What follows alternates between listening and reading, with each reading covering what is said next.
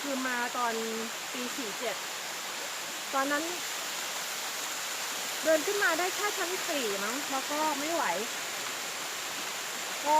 กลับลงไปเล่นน้ำชั้น3แล้วก็กลับบ้านแค่นั้นก่อนอันนี้เราพิชิตแล้วค่ะเราสำเร็จแล้ว